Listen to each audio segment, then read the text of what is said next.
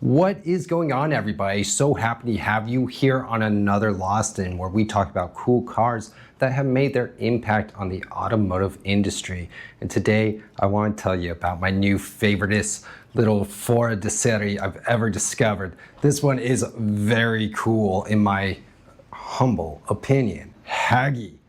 In North American, you want to pronounce it Ragge, but I've been told down here it's the Ragge. I love it. Let's check this out. Strap in, let's go.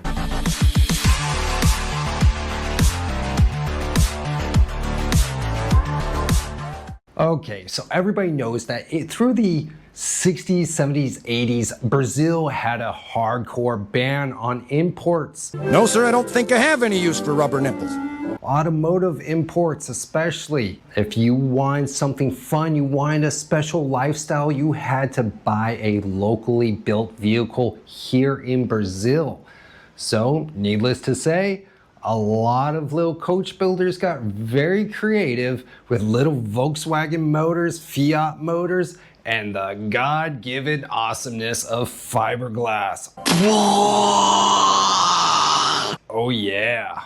The Ragge offered the off-road look with the familiar and easy to fix mechanics of the VW B2 platform, I want to say.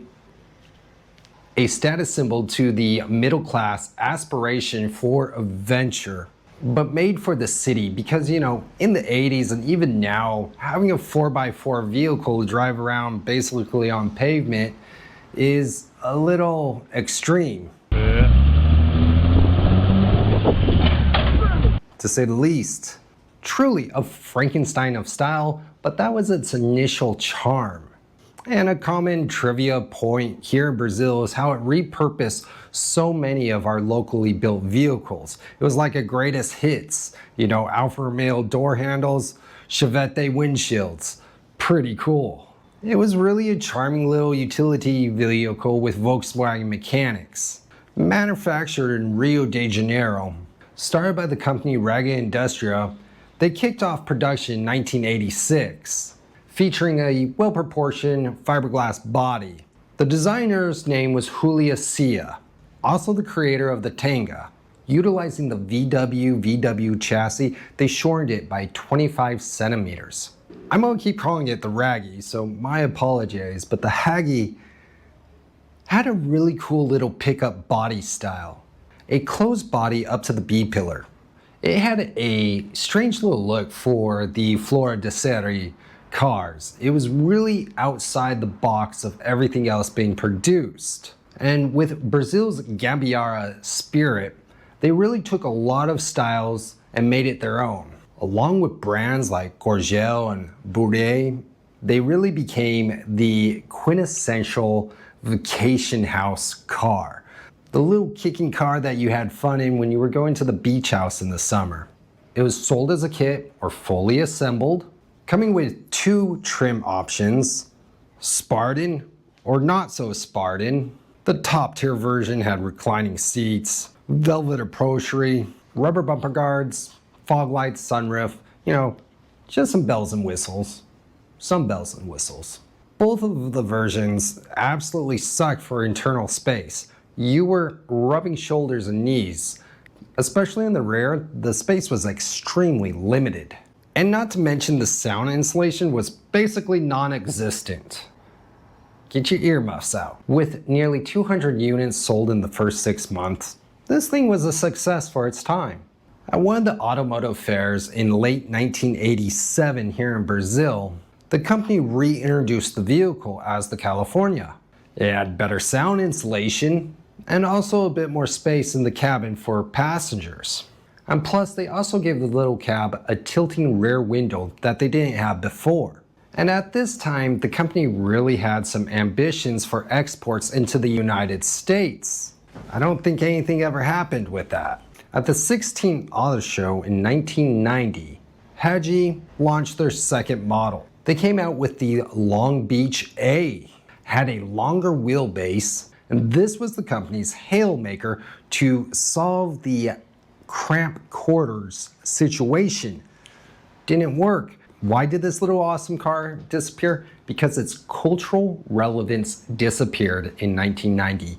When President Collor opened up Brazil to imports, he called Brazilian cars old chariots that were outdated and the rest of the world was passing Brazil by. And what this did was completely annihilate the local culture building community here. Puma, Miura, all of them. Santa Matilda, well, they had other problems, but all of them, including Hagi, disappeared overnight, basically, evaporated. Why in the living world would you buy one of these awesome little, cool little vehicles with 1950s technology when you could get a Samurai Suzuki? Yeah! What? Samurai Suzukis, they might be a joke, but they are awesome little vehicles. One day I'll do a video on them. But the Hagi, it just couldn't compete. Boom. The company went into immediate bankruptcy, basically. Gone. Another Brazilian Flora de Seria, gone. Couldn't compete with the rest of the world. So sad. Because of the local ban of automotive imports, Brazil had a real renaissance through the 70s and 80s and even up to the 90s of local design, local ingenuity, local creativity, a whole thriving automotive world down here that was unique onto its own, and it's no longer. There's few remnants of these vehicles. When you go to some cool classic car meets, you might see some of these. You might see one on Facebook from time to time. Good luck trying to get a hold of those people. But if you see one of these, pick it up by far. Grab that little thing. Keep it. Take it to car shows. Inspire a whole nother generation. But that's kind of the end of my ranting. Come check out my other videos. I've been working on a little goal. We just got it up and going. Very excited about that. And if you like what we're doing here, please subscribe, give a thumbs up, come be a part of this community. I really would appreciate it. But like I say, I'll see you on the flip side. Until la próxima. Ciao, ciao.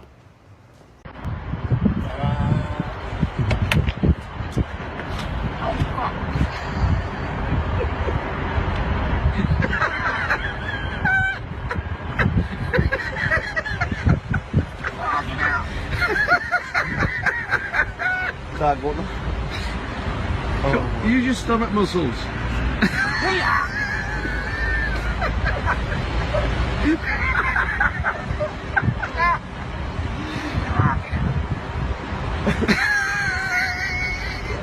just have to pour yourself out.